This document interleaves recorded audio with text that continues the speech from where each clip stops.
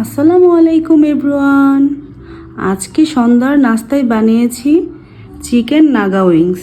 এখানে আমি সব ইনগ্রিডিয়েন্টসগুলো কেটে ধুয়ে রেডি করে নিয়েছি। এখন দিয়ে দেব পরিমাণ মতো লবণ, দিয়ে দিলাম 1 টেবিল চামচ পরিমাণ আদা রসুন পেস্ট, দিয়ে দিলাম লাল মরিচের গুঁড়ো, ব্ল্যাক পেপার, দিয়ে দিলাম আর দারচিনি এলাচি একসাথে গুঁড়ো করা, দিয়ে দিলাম পরিমাণ মতো সয়া সস। এখন 1 কোয়া লেবু চিপে চিকেন উইংস গুলো ভালো করে মেখে 10 মিনিট রেস্টে রেখে দিব। পরিমাণ মতো লবণ আর লাল মরিচের গুঁড়ো দিয়ে একসাথে ময়দার সাথে মিক্সড করে নিব।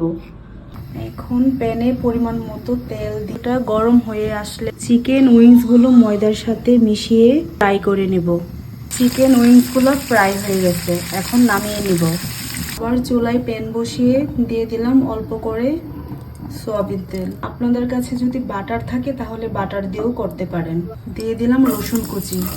রসুন হালকা ভাজা হয়ে আসলে দিয়ে দেব টমেটো সস, দিয়ে দেব সয়া সস আর অয়েস্টার সস। অল্প করে চিনি দিয়ে নেড়ে চেড়ে এখন দিয়ে দেব চিকেন উইংসগুলো, দিয়ে দেব কুচি করা কাঁচামরিচ আর সাদা তিল। হয়ে গেল চিকেন নাগা উইংস।